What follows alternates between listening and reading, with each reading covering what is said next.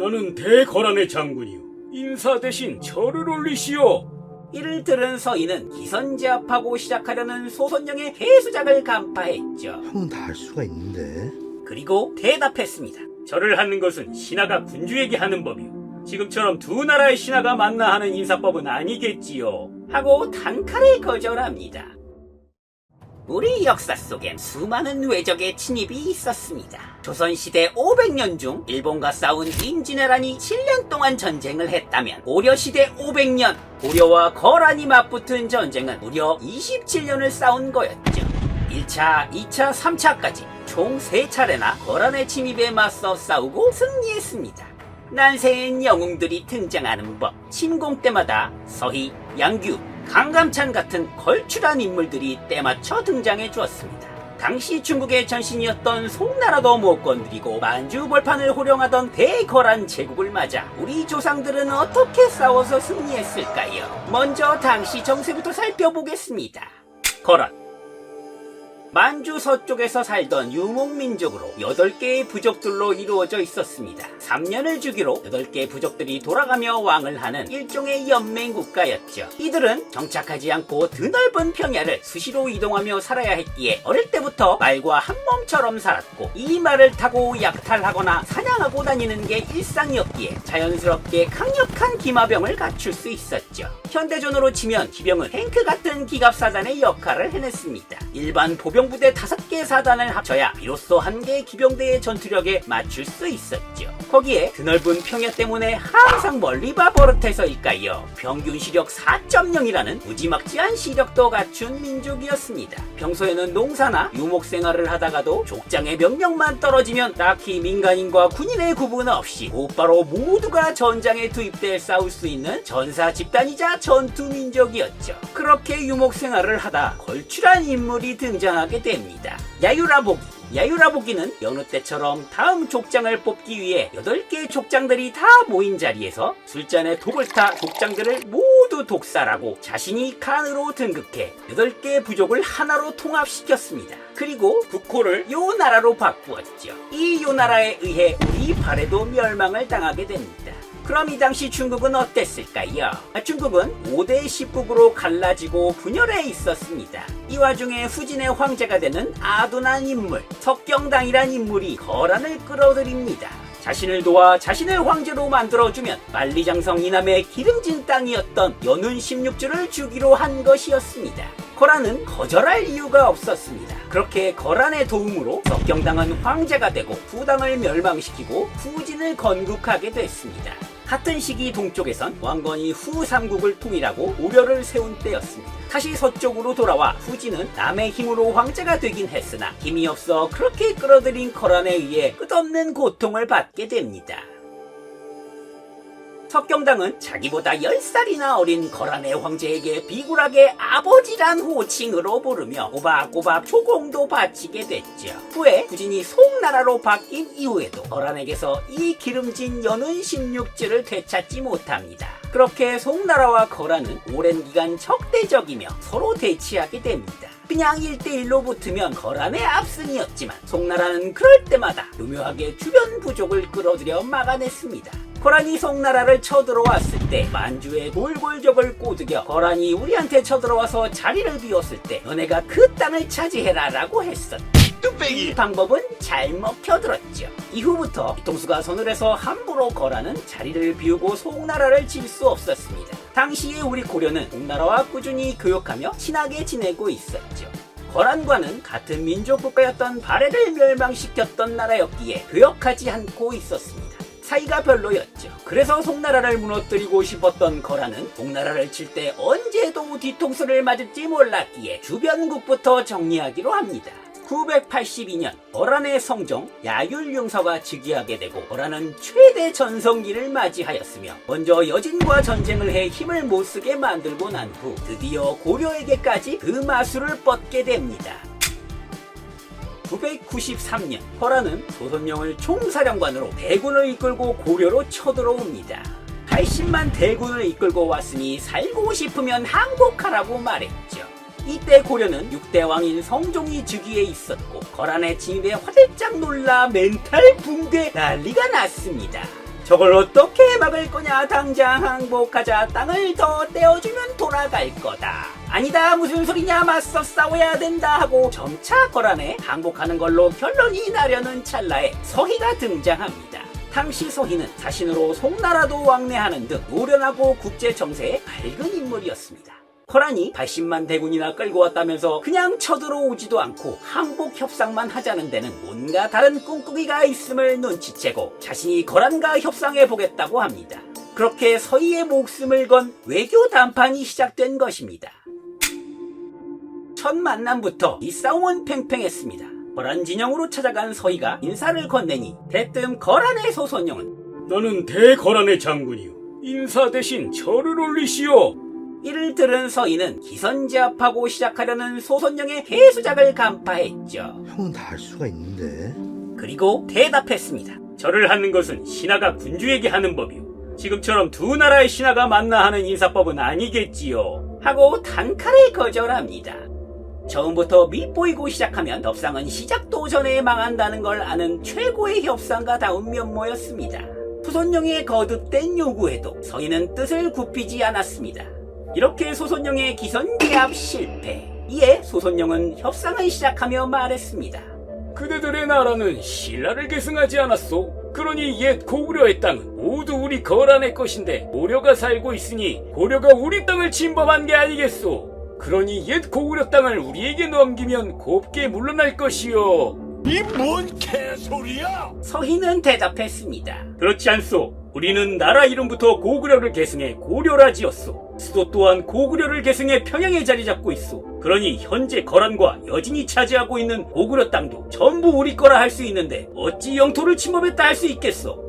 때로 주고 말로 받았습니다. 이렇게 논리에서 이기고 들어가며 협상이 진행되며 점차 불을 잇게 되자 저희는 거란의 진위를 알게 됐습니다. 형은 어차피 네가 말 안 해도 형은 다 알 수가 있다. 이들이 노리는 건 고려와 전쟁이 목적이 아니었고 나라 간 국경이 붙어 있음에도 자신들과는 교류하지 않고 바다 건너 송나라하고만 교류하고 있어 나중에 자신들이 송나라를 칠 때 고려가 큰 걸림돌이 될 수 있어 불안해한다는 것이었죠. 북쪽의 거란과 남쪽의 송나라가 대치하고 있었고 양옆으로 주변국들인 서쪽의 서하, 동쪽의 여진과 고려는 언제든 송나라와 짜고 거란의 뒤통수를 노릴지 모를 불안 요소였습니다. 이를 간파한 서희는 묘책을 제안합니다. 고려와 거란이 교류하지 못하는 것은 중간에 여진이 길을 막고 있기 때문이요. 같이 협력해 이 여진을 치워버리면 언제든 교육을 할 수 있어. 라고 제안합니다.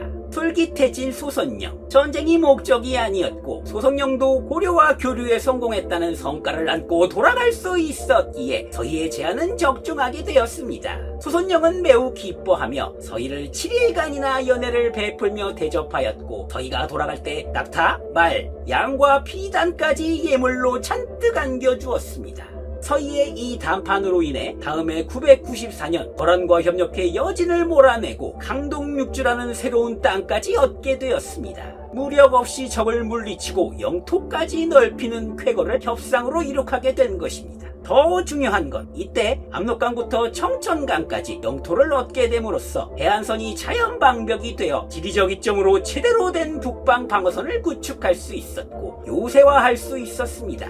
이렇게 얻은 강동육주는 이후에 있을 거란의 2차, 3차 진공을 막아내는데 가장 큰 힘이 되었습니다. 더불어 시간도 벌었기에 전략적으로도 방어선 굳히기에 나설 수 있었죠. 그렇게 시간은 흘렀고 여진정벌도 마친 거란은 이번엔 거란의 황제 성종 야율융서가 직접 친히 군대를 이끌고 고려를 침공하게 되었습니다. 1010년 칼 한 번 휘두르지 않았던 1차 침공에 비해 엄청난 난전이 벌어지는 거란의 2차 침공이 그 서막을 올리게 된 것입니다. 서희가 소선영과의談判으로 강동육주를 얻게 되고 15년 후 거란의 2차 침공이 시작됐습니다. 먼저 이 침공의 배경이자 거란의 2차, 3차 침공을 모두 막아냈던 고려 8대왕 현종에 대해 알아볼 필요가 있습니다. 조선시대의 최고의 성군 세종대왕이 있었다면 바로 고려엔 이 현종이 있었습니다. 정말 드라마틱한 삶을 살며 왕에 오른 인물. 현종은 한국사에서 유일하게 사생아 출신 군주였습니다. 어머니 헌정왕후가 삼촌과의 불륜으로 낳은 자식이었죠. 암울한 전란에 태어나 금세 고아가 되었고 철에서 지냈으나 왕가의 피를 가졌기에 행여 후한의 싹을 잘라내려고 했던 천추태후가 보낸 자객을 상대로 죽음의 위기도 모면하곤 했습니다. 이렇게 모질게 고통받던 삶을 살던 중 조정에선 강조의 정변이 일어납니다. 야심가였던 강조는 쿠데타를 일으켜 당시 왕이었던 목종을 죽여버리곤 본인이 왕이 되기엔 명분이 없었기에 왕가의 피를 물려받은 이현종을 불러다가 허수아비 왕으로 세웠습니다. 실권은 자기가 다 부리면서 말이지요. 이렇게 되니 거란에겐 고려를 침략하기 좋은 명분이 생겨버렸습니다. 거란의 황제가 임명한 고려의 왕을 반란으로 죽였으니 이를 바로잡겠다는 구실이 생긴 것이었죠. 그렇게 전쟁이 시작됩니다. 1010년 11월 거란의 황제 야율령서가 진이 출정에 끌고 온 40만의 대군은 먼저 흥화진에 도착하게 됩니다. 자신만만하게 대군을 이끌고 왔지만 말을 타고 달리며 싸우는 기병이 주력인 거란군에게 고려 땅은 껄끄럽기 그지없었습니다. 평야는 없고 첩첩산 중 산 넘으면 또 산, 말을 달릴 공간도 없었고 반대로 고려가 잘하는 건 성을 방어하는 수성전이었죠. 호기롭게 흥화진을 공략하기 시작한 거란군이었습니다만 당시 흥화진엔 또 하나의 걸출한 인물, 이른바 투신 양규가 있었습니다. 고려에서 최고 무사 소드마스터로 불렸던 적준경에 가려져 있지만 이에 절대 뒤지지 않는 무장이었죠. 양규는 군사들을 잘 통솔해 수성전을 펼쳐나갔습니다. 그렇게 이틀 3일 거란군의 맹공에도 불구하고 흥화진의 방어는 견고했습니다. 그렇게 7일차가 되니 거란군은 결국 흥화진을 포기하고 통주성 쪽으로 향합니다. 그러면서 거란 황제 야율용서는 용맹하게 성을 지켜낸 적장 양규를 인정하게 됐습니다. 그리고 그곳 통주에서 대사단이 납니다. 거란의 40만 대군에 맞서 나름 30만이라는 대군을 규합한 강조가 통주성에서 거란군과 맞닥뜨리게 됐습니다. 그렇게 거란군과 고려군의 대회전이 통주성에서 펼쳐집니다. 초반에 거란과의 싸움에서 승리하게 되자 강조는 신이 나서 거란과 정면 승부를 내려 했습니다. 하지만 이것은 그야말로 거란군의 간단한 찔러보기였음을 몰랐죠. 고려인들도 말 타고 활도 잘 쏘는 제법 강한 군대였지만 지금까지 밥 먹듯이 송나라와 싸우며 전투에 이골이 난 거란군과 그것도 그들이 제일 잘하는 방식으로 평야에서 기병에 맞서니 이길 도리가 없었습니다. 사방에서 휘몰아치는 현란한 기병들에 농락당하다 결국 중앙을 돌파당하자 고려군은 사방으로 갈라져 속수무책 그야말로 대패하게 됩니다. 돌아갈 퇴로까지 거란군이 막아선 절대절명의 상황. 겨우 고려 장수 김훈이 잔존 병력을 규합해 완항령 고갯길에서 거란의 병사들을 물리치며 고려군은 겨우 전멸은 면할 수 있었습니다만 피해는 막심했고 강조 역시 거란에 잡혀 죽임을 당하게 됩니다. 거란 황제는 신이 났습니다. 그래서 흥화진에 있던 양규에게 말했습니다. 너희 대장 강조도 나에게 투항했다. 너는 강조의 부하이니 너도 투항하거라. 내 목숨은 보장할 것이야. 그러자 양규가 화답했죠. 나는 강조의 부하가 아니고 오려 땅의 장수다. 라며 들은 채도 하지 않았습니다.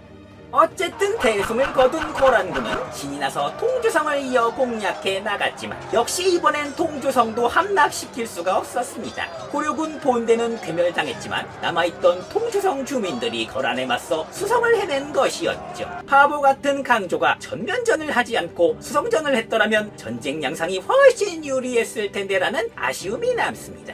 통주성에서 잠시 주춤했지만 거란군은 계속해서 남진하여 곽주성에 이어 안주성까지 함락시켰습니다. 하지만 고려군의 반격도 만만치 않았죠. 초반에 멋지게 수성에 성공한 양규는 정예 700여 명의 군사를 이끌고 전방에 배치된 거란병 20만 명의 병력을 피해 홍화진을 출발해 통주로 향합니다. 그곳에서 잔존 병력 1000여 명을 규합해 1700명의 병력으로 곽주성을 기습하였고 방심하고 있던 거란병 6000여 명을 전멸시키며 곽주성을 탈환하게 됩니다.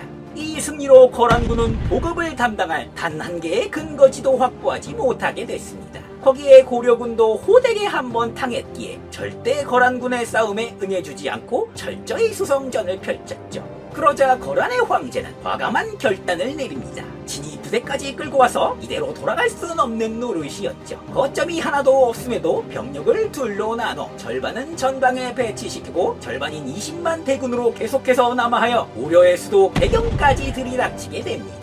전방에 모든 병력을 배치하고 있어 병력이 없던 개경은 그야말로 발칵 뒤집혀졌습니다. 또다시 항복하자고 다수의 신하들이 난리를 쳤지만 그 와중에 강감찬이 반대하고 나섰고 현종은 이를 듣고 개경을 버리고 급하게 나주로 피난을 떠나게 됩니다. 개경에서 항복하지 않고 나주로 피난한 것은 거란군에게 끝까지 싸우겠다는 의지를 보여줬다고 할 수 있습니다.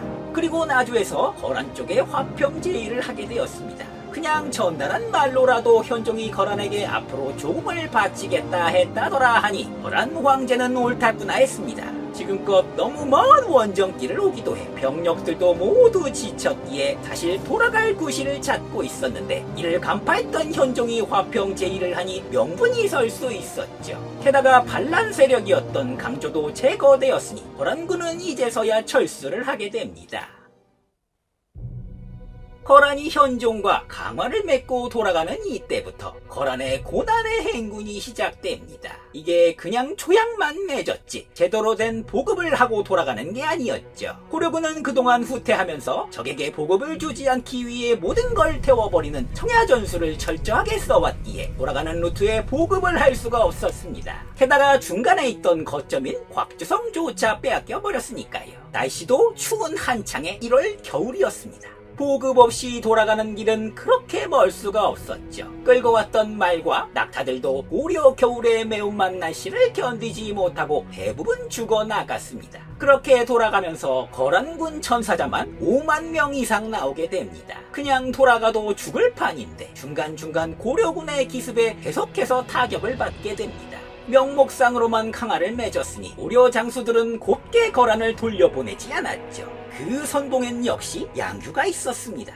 풍화진을 지키는 것만으로도 자신의 역할을 국한시키지 않고 곽주성도 탈환한 데 이어 거란군을 맹추격했습니다. 양규는 몇만 명의 고려 백성들을 포로로 잡아가는 거란군을 내버려둘 수 없었죠. 그렇게 양규와 1700의 군사들은 돌아가는 거란군의 후방을 공략하며 무로대에서 거란군 2000을 사살하였고 바로 다음날 성령에서 다시 거란군 2500을 사살하며 끌려가던 백성들을 구해냈습니다. 3일 뒤 여리참에선 다시 거란군 1000여 명을 사살하였고 일주일 뒤 애전에서 선봉대를 급습해 1000여 명의 목을 베기까지 했습니다.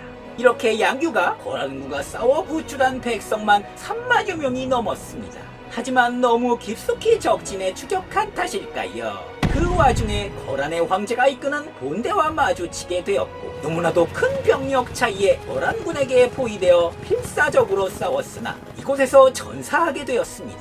마치 고슴도치처럼 수백 발의 화살을 맞고 장렬히 최후를 맞이했다고 합니다. 그렇게 거란이 돌아가는 길에 엄청난 피해를 주었지만 그렇게 안타깝게 고려도 양규라는 영웅을 잃게 되었죠. 자신의 안위를 돌보지 않고 죽을 때까지 고려의 백성을 구한 양규의 숭고한 희생은 현종에게 다시는 거란 놈들이 고려 땅을 짓밟지 못하게 하겠다는 강력한 의지를 불태우게 만들었습니다. 그렇게 얼떨결에 왕이 되어 곧바로 전란에 휩싸였던 18살의 어린 군주 현종은 이제 진정한 군주가 되어 앞으로 7년 뒤 이어질 거란의 3차 침공에 철저하게 대비하고 준비하는 고려를 만들게 되었습니다. 거란의 2차 침입이 끝나고 다시 수도 개경으로 돌아온 현종은 단단히 방어선을 정비하고 대비하면서도 거란과 교역하지 않았고 계속해서 송나라하고만 교역하고 있었습니다. 중간에 강동 6주를 반환하라는 거란의 요청도 단칼에 거절했죠. 이렇게 약이 오를 대로 오른 거란은 7년 뒤 1018년 12월 소배압이 이끄는 10만 대군으로 고려를 침공하게 됩니다. 거란군의 침공에 맞서 고려군은 강감찬을 상원수, 강민청을 부원수로 삼아 20만 대군으로 대응에 나섰습니다. 이번엔 7년 동안 거란의 침입에 만반의 준비를 한 고려군이었습니다. 고려가 잘하는 수성전을 더 잘 펼치기 위해 외벽을 쌓아 성벽도 강화해 두었고 무엇보다 72살의 노익장이었던 강감찬이 있었습니다. 우리가 흔히 강감찬 장군이라 불려서 무관인 줄 알지만 사실 강감찬은 36세의 아주 늦은 나이에 문과에 급제한 키도 덩치도 엄청 작은 문관이었습니다. 태기만성형으로 60세가 다 되어서야 그 뛰어난 자질을 인정받은 인물. 무력보단 치략 99의 INFJ 철저한 계획형 인간지능캐였죠. 강감찬은 철저히 밑그림을 그리고 거란의 진입에 대비했으며 당시 고려의 가장 우수한 인재들을 최전선에 배치해뒀습니다. 그리고 거란군의 고려 침공 루트는 압록강과 청천강 때문에 외길이었기 때문에 그렇게 또다시 흥화진이 첫 개전 장소가 되게 됩니다. 거란은 2차 침공 때 흥화진에서 매운맛을 철저히 본 터였기에 고려가 잘하는 수성전을 다시는 하려 하지 않았고 그대로 직진만 해서 남하하려 했습니다. 하지만 이를 내다본 강감찬에게 딱 걸려들었죠. 흥화진 근처 삽교천에 1만 2천여 명의 기병을 매복시키고 성 동쪽의 냇물을 큰 밧줄과 소가죽으로 엮어 막아놓고 있었습니다. 이윽고 거란 군대가 삽교천에 당도하게 되었습니다. 고려군은 적들이 이곳을 지나갈 찰나 뚝을 터뜨려 물을 일시에 내려보냈습니다. 갑자기 물이 밀려 내려오니 적잖이 당황한 거란군을 향해 매복해 있던 기병들이 일제히 들이닥치며 엄청난 피해를 입히게 되었습니다. 하지만 거란군도 이대로 돌아갈 순 없었죠. 소배합은 이전 2차 침공 때 빠르게 수도 개경을 함락시켜 재미를 봤던 것을 떠올리며 또다시 수도 개경 함락을 목표로 정합니다. 거란은 예전에 발해를 멸망시킬 때도 이 전술로 재미를 보아 발해의 수도 상경을 점령해 빠르게 발해를 무너뜨릴 수 있었죠. 수도 개경을 향해 남은 병력을 이끌고 중간에 성들을 건너뛰고 남하하기 시작했습니다. 이때부터 엄청난 속도로 남하하는 거란군과 수도 개경이 함락되기 전에 거란군을 막기 위해 필사적으로 뒤를 쫓는 고려군의 대추격전이 시작됩니다. 이 정도 타격을 입었으면 돌아갈 줄 알았는데 계속해서 거란군이 남하하자 강감찬은 적잖이 당황했고 급하게 최정예 기병을 편성해 거란군의 뒤를 쫓게 했습니다.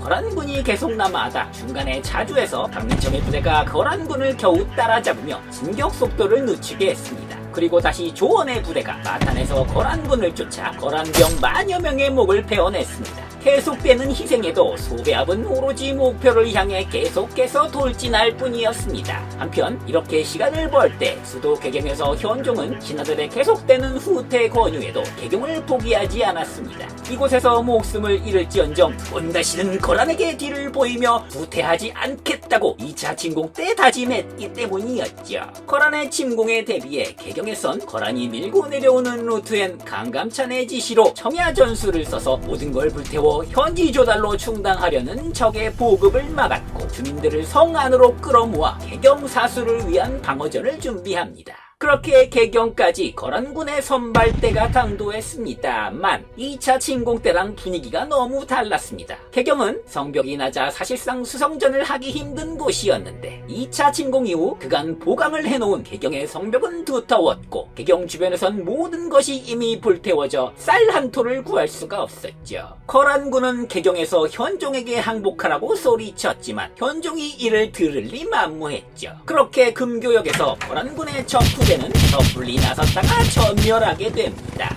그리고 여기에 더해 올 것이 와버렸죠. 미칠 듯이 수도 개경을 지키기 위해 맹렬히 쫓아왔던 고려군의 정예 기마대가 그 앞까지 도착한 것이었습니다. 거란은 절대 위기에 놓이게 됐습니다. 식량은 떨어지고 정면에 개경군이 있고 뒤엔 쫓아온 고려군이 있으니 양쪽 가운데 끼어버린 형국이 된 것이었죠. 소배합은 그제서야 개경을 함락할 수 없음을 깨닫고 퇴각을 결정합니다. 그렇게 거란의 고려 3차 원정은 실패로 끝나게 되었죠. 그러나 그것이 끝이 아니었습니다.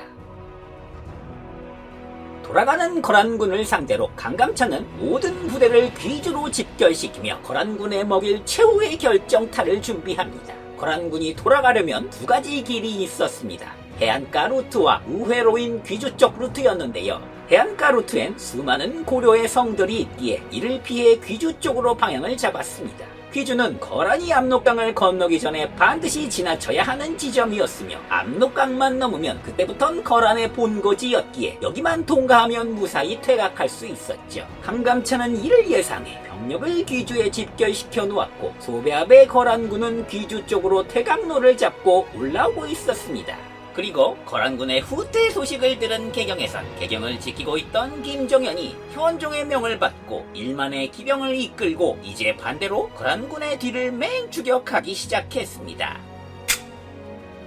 그렇게 거란군은 귀주에 도착하게 됩니다. 기다리고 있던 고려군과 정면 충돌을 하게 된 것입니다. 이대로 거란을 돌려보내면 고려는 언제든 다시 쳐들어올 거란군을 걱정해야 한다는 걸 강감찬은 잘 알고 있었습니다. 강감찬은 수성전을 하지 않고 성 밖의 귀주 벌판으로 모든 군사를 이끌고 나와 거란군의 길을 막아섰습니다. 이에 거란군은 강감찬의 고려군을 상대로 초강수를 둡니다. 돌아갈 곳 없는 강 앞에 배수의 진을 펼친 것이었죠. 그리고 자신 있는 귀주 평야에서 기병으로 고려군에 맞서게 됩니다. 1019년 2월 2일 그렇게 귀주에서 대회전이 시작됩니다. 지칠 대로 지친 거란군이었지만 역시 오병이지의 거란군에 대항해 막강한 거란군의 기병은 역시 쉽사리 무너지지 않았습니다. 팽팽하게 양쪽이 대치한 상황에서 바람의 방향은 거란 편을 들어 고려 쪽을 향하고 있었고 효과적으로 고려군에게 화살 세례를 퍼부을 수 있었습니다. 하지만 강감찬은 말했습니다. 바람은 그 누구의 편도 아니다. 이렇게 처절하게 몇 시간 넘게 전투는 지속되고 있을 때 강감찬의 말대로 바람의 방향이 남풍으로 바뀌게 됐습니다. 이제 바람이 거란 쪽으로 불게 되니 고려군의 화살살에는 거란군에 막대한 피해를 입힐 수 있게 되었습니다. 그리고 때마침 남쪽에서 미칠 듯이 광속행군을 해오던 김종현의 1만 기병이 도착하게 됩니다. 나름 팽팽하게 맞서던 거란군에겐 악몽과 같은 상황이 펼쳐진 것이었죠. 주력으로 상대하던 고려 보병군에 비해 이번엔 무려 1만의 정예 기병들을 상대하자니 지칠 대로 지친 거란군은 당해낼 수가 없었습니다. 거기에 과감하게 배수의 진을 쳐놨기에 거란군은 도망을 갈 수도 없었던 것이죠. 이때부터 양쪽에서 고려군에 공략당하며 거란군은 개멸적인 타격을 받게 됩니다. 거란군은 완전히 와해되어 도망치기 바빴고 일방적인 사격이 펼쳐져 10만으로 침공했던 소배압의 거란군은 겨우 수천의 목숨만 부지하며 돌아가게 되었습니다. 이렇게 한국사의 3대 대첩이라 불리는 살수대첩, 귀주대첩, 한산도 대첩 중 귀주대첩이 대승으로 끝났습니다. 이 전쟁은 그동안 거란 건국 이래 거란이 치른 모든 전쟁 중 가장 큰 피해를 본 전쟁이었으며 이렇게 괴멸적 타격을 받은 거란은 다시는 고려를 침공하지 못했고 이후에 거란이 멸망하는 단초가 되기도 했습니다. 거란의 3차 침공 이후 고려는 120년간 태평성대를 이루며 정치 제도적으로 안정을 잡게 되었습니다. 이것은 한국사를 통틀어 가장 긴 태평성대 기간이었죠. 이 전쟁은 고려의 현종을 비롯한 뛰어난 고려 장수들이 미래를 예측하고 대비함으로써 지켜낸 위대한 역사라 할 수 있을 것입니다.